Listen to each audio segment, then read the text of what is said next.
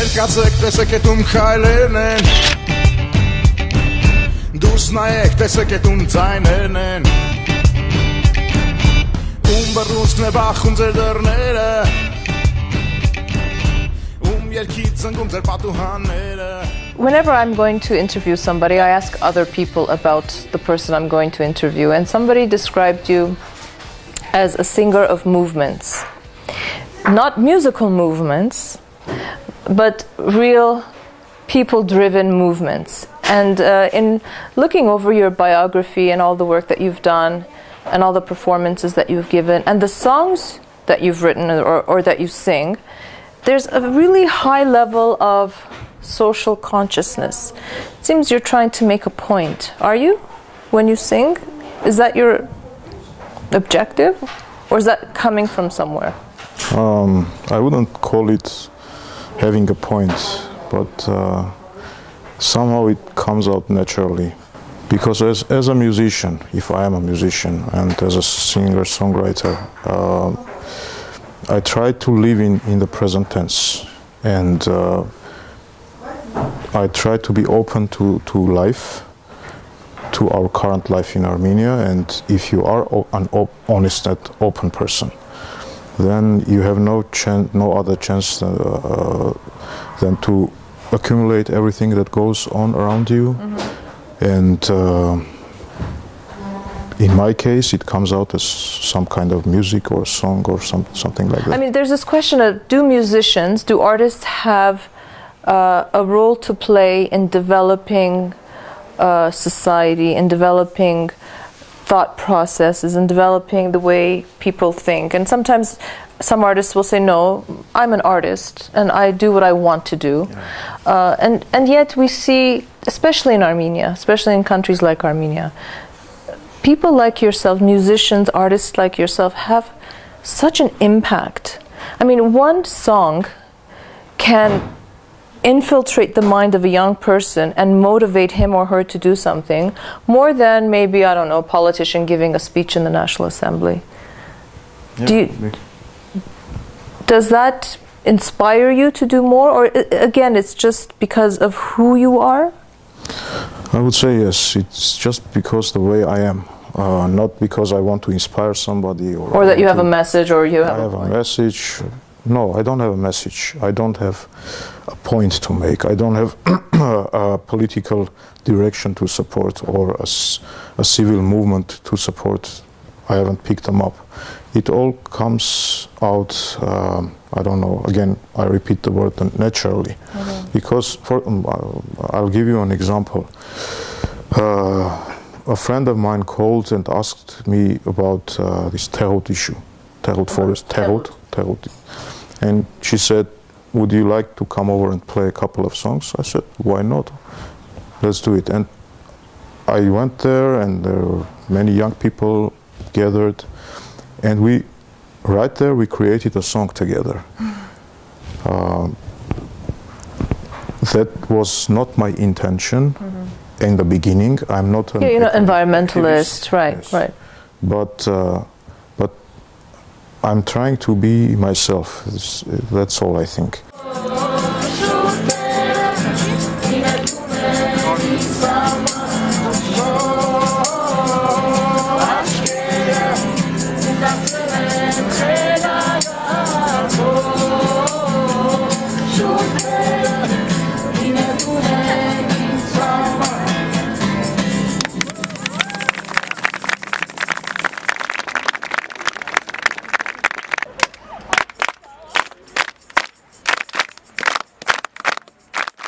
For example, Martiros Saryan, our famous painter, during the times of genocide, Armenian genocide, he was drawing flowers. And that why I'm saying this, because that doesn't mean that he was not concerned with the fate of Armenian people, Armenian nation, or he was living in a bubble. No, there are several layers of being an artist or being a man of art. And my understanding is being a man of art is being a man of spiritual realities. And the closer you are, the the more beautiful will be the outcome, and the outcome may be flowers in the times of genocide. So Saryan, for example, he could go out and say, I'm against Armenian genocide and let's protest, gather a march or something like that. But the highest word that he could say, it was his painting, and the painting was flowers. It's an incredible story.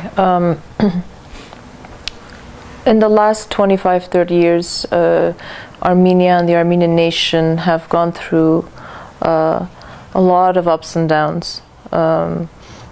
It began with the Qarabağ movement, and then we had the 1988 earthquake, the Spitak earthquake that killed thousands of Armenians and left many, many homeless and disabled. You are a young teenager in 1988, living in Vanatsor. And you know, often we've talked to a lot of people from Gyumri, not from Vanatsor. And then a couple of days ago, again, we were talking about the angst that we have. And you know, it's like we're suffering from post-traumatic syndrome almost as a nation, starting from the genocide and then the loss of Armenian independence, Sovietization, and then comes the earthquake, and you think, how much more can we take as a people? And you were telling me earlier that you were forced to jump out of your school window.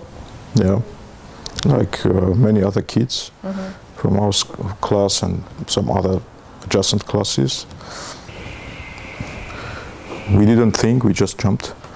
And thank God that nobody was injured then. In your school? In our school, yes, in our school. Only one kid, he had a minor head trauma.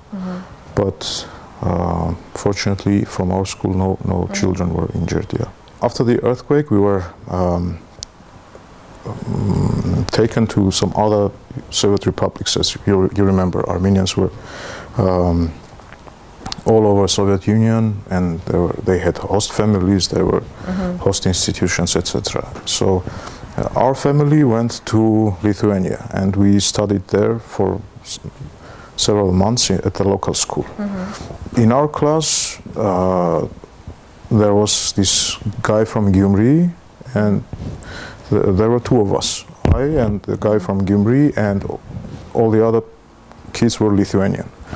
So one day we are sitting at our class, and on the higher floor, some kids decide to have fun, and what they do, they start driving these tables along the classroom.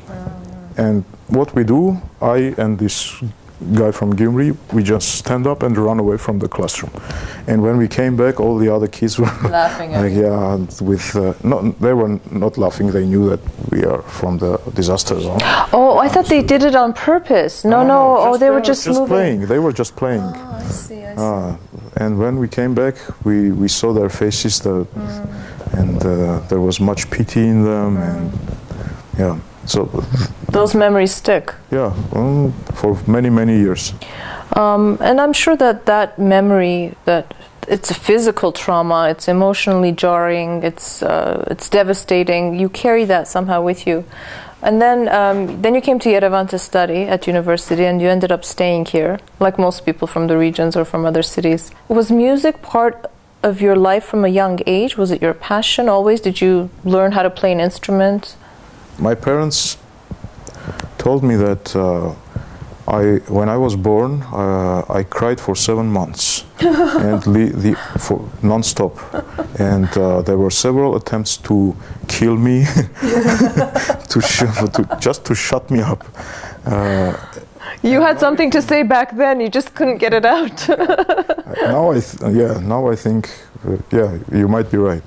And the only thing that would stop me from crying was music. They would turn on some kind of music. My mom and dad were fans of different genres, and they were very active music listeners. So that was the only thing that would stop me. And later on, I went to musical school, studied some piano for 7 years, and I hated piano classes. I hated classical composers. Really? Do you still hate them? No, of course not. Oh, okay. But back then, yeah. Yeah, back then, I thought that it was a real torture to have a 7-year-old kid play Bach, for example. Okay. That was a real torture for me then. And whenever my teacher was coming out of the classroom, I was always playing something else. Other than what you were supposed to be playing. Yes. And later on, I fell in love with Bach. Later on, when I was a student already. And I found, I just dived into his compositions, and I'm still there. And my love for classical music came many years later, and thank God that my earlier experience did not destroy it completely. Sure. So yeah.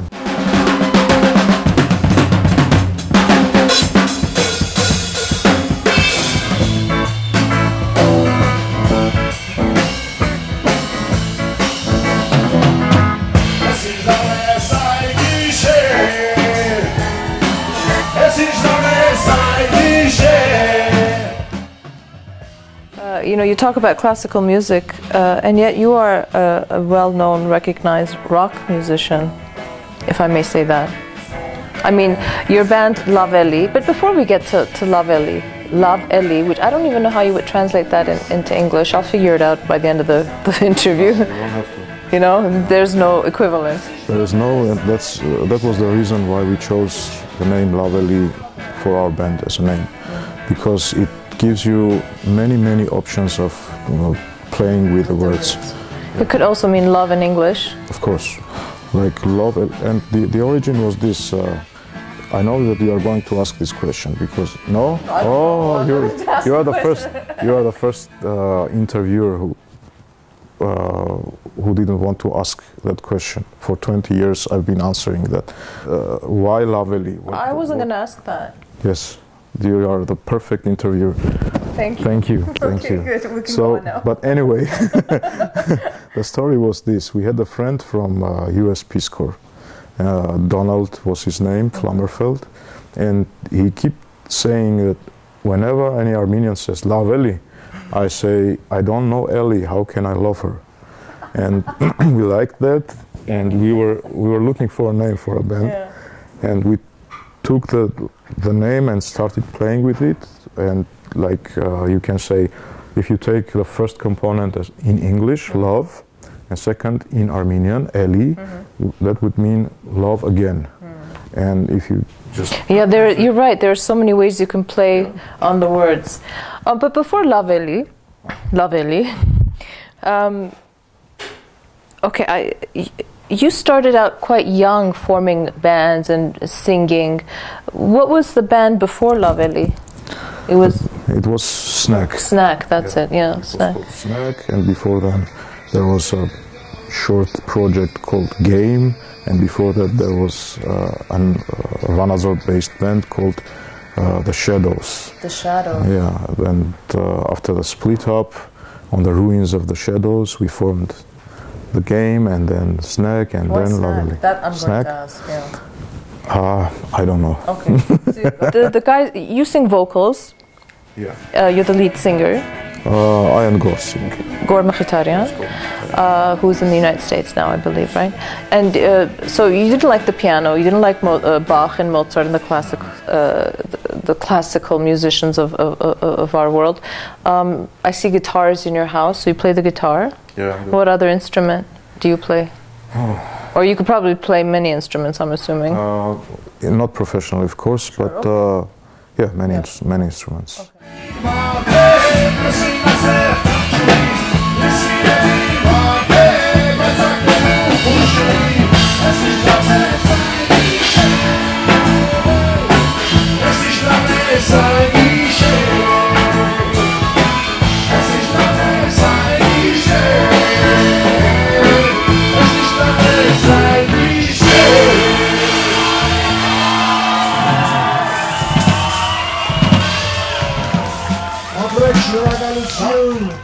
Because right now you have a full-time job. Yes. Music is obviously a very, very integral part of your life. You're still creating, you're still composing, you're still performing. How do you manage those two worlds? The world of the United Nations on the one hand, where you work, and the world of music, which can be so fluid, right? It's kind of crazy. From that stability to that fluidity. Well, I don't have duality. In fact, I have multipolarity. So it's not two worlds. It's at least 5, 6 worlds that I try to manage right now. But somehow I am successful at well, I wouldn't call it successful. But you're succeeding yes. in managing that. Well, at least I'm trying to. So, sometimes I have a feeling that I'm this close to getting into a sanity or institution. Like, I feel like that every day. So. It's fine. Okay. I think that's how life has become. I mean, it's just like we keep running. But I'm going to interrupt because I suspect that one of the most important roles in your multipolarity world is being a father. Because I walked into your house today and I saw a whole bunch of kids running around, and I thought the neighbors' children were over. But it turns out you have 4 children. So you're a husband, a father of 4 children, which is difficult, I would imagine. I barely raised 2. You have I'm assuming a high pressure job, and you have your music, and you have all of this things inside that you want to say without making a point, but you need to say it somehow. Yeah. So yeah, I can give you an address of a good insane asylum. Please do. Please do. In fact, there's also a very big fun part in it, and there's also a big part of becoming a better person, because especially when you have children, children are mirrors.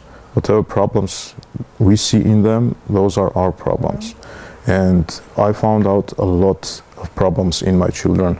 That would mean I myself have a lot of problems.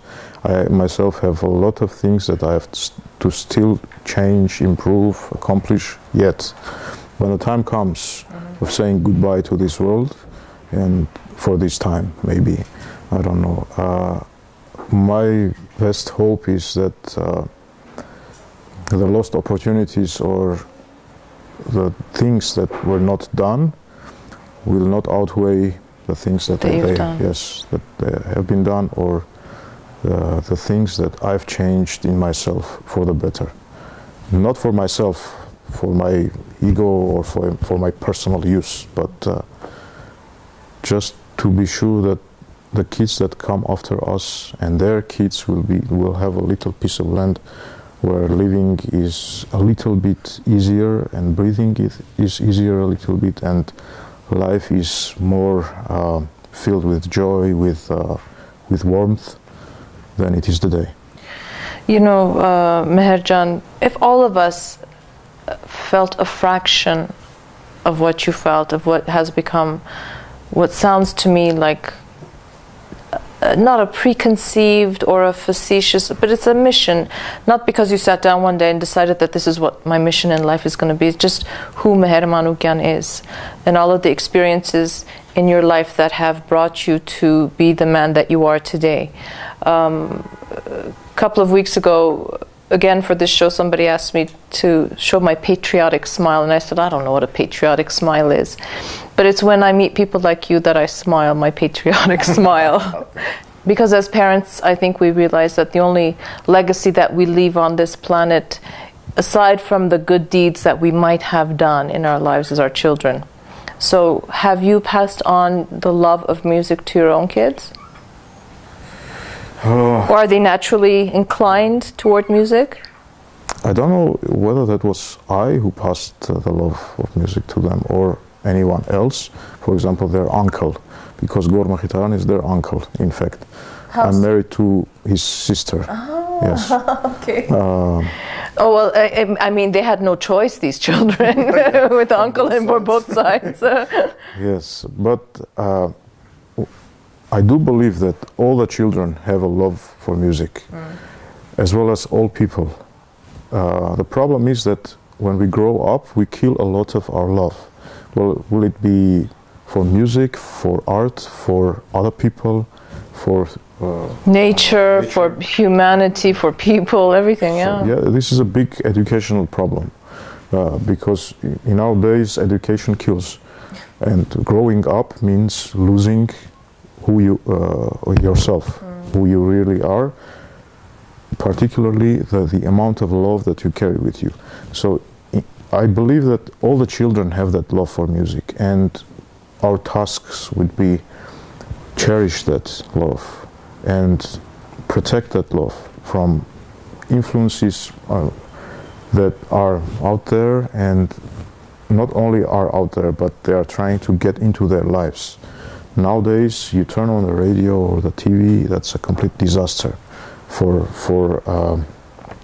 development of children in musical sense, in artistic sense, or whatever sense you may think of. And that's only a fraction of the influences, the TV, the radio, and other things. My children, they play some instruments. My elder one plays the cello, and Arpen, who is my second daughter, she plays a flute a little bit. My son plays, what do you call it, a wooden flute, maybe. And the also, little one? The little one plays virtually everything. Yeah. And she's the generator in the house. She's the, I don't know, when you come home from the UN, all drained and exhausted, just a touch of the little one will be enough for you to gain all the energy, and I'm ready. Let's do some fun things together. Yeah. And also, my son did some percussion with us when we were touring last year throughout Armenia, and we were playing for kids in the camps, World Vision and Children of Armenia Fund. We did it last year, and that was amazing. That was amazing. And the children, you can't imagine how perfect. I think that's the word. Perfect are the children, especially in the villages. They are perfect. You're right. How at a certain age, when they are still unspoiled by the elderly, they are just. we are. Well, yes, we are, and that's a tragedy. Yeah. Of course, that's also an opportunity, because if you don't have an opportunity to become spoiled, you don't have an opportunity to become better. Yeah. That's the reality of life. Our cycle of our lives. Yes. Yeah. But I would love to, if they would, because they have a day off today from school, if they would play with their dad. Have you played together? Can we try? We can ask them. We can ask them, because they are free will, right? Especially with a dad like you. Well, I'm a little bit authoritarian. Are you? Yeah. Well, to some extent. Okay. Yeah. Okay, so we'll call Arpen and Mher, and what was the older one? Shorer. And we'll see if they'll play.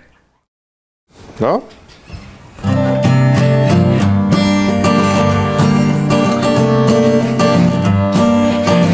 Ախայ դեմքերը գետացի ու կաշի, ախայ աչքերը հոգու կափարիչ, այստեղ ես օտար եմ, այստեղ ես օտար եմ, ես եկել եմ ուրիշ աշխարից, նրանք որ կարված են իրենց մեջ, նրանք որ սնվում են իրենցով, ախ այդ դեմքերին ոչ մուտքա, ոչ ելք, համակ կշտությունով, ոչ մի կաթիլ սով,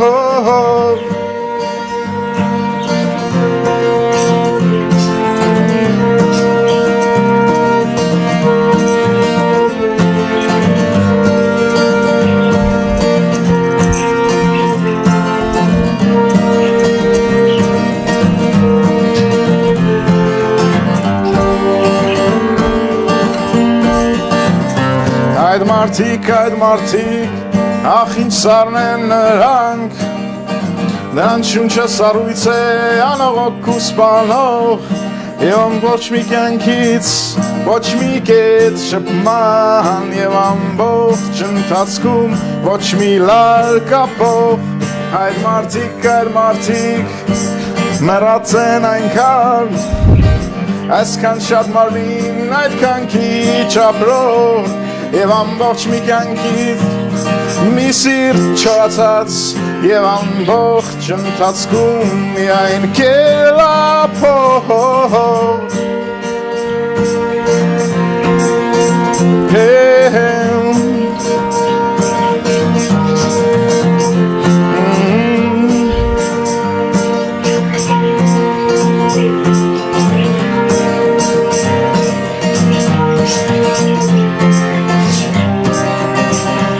Ծիծեռնակ բարի, դու մնա ինձ հետ, հետ, այս գիշերն աշխարհի միասին անցնենք,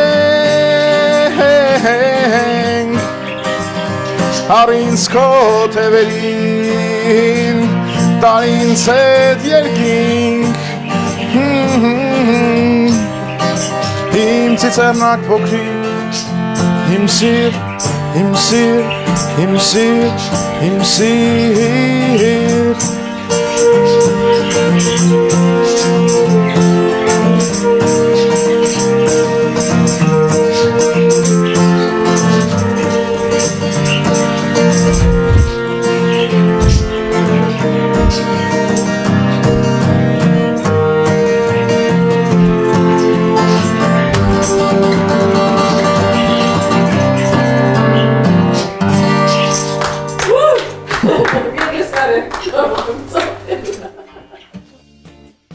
Lately, by saying we, a group of people involved in some kind of art activity, would they be music or theater or whatever, we were gathering together and discussing things about Armenia, the current situation, etc. And one particular issue came out for discussion that was connected with the Armenian diaspora. Yeah. And what we thought, but particular part of diaspora, people who came to Armenia and stayed in Armenia. And we thought that their experience is invaluable. Is that the correct word? For us, for Armenians. Because first, they have left something to come here, something of value, of more comfort. And second, they stayed, they didn't go back saying, oh, this is a nasty place to live. I like my comfort and privacy or whatever. And the third, they have started seeing things that we no longer see here. Sometimes those things are really, really good, bright things that we don't see anymore, the local Armenians. And we thought that it would be a great thing that those diasporans, already Armenians of Armenia, could come together, or in some form that they could talk about that, they could say it to us in some form. Would that be a forum, a TV show, whatever? Ես հասկացա, դա էր իմ փնտրածը, քնից տան, բան չկա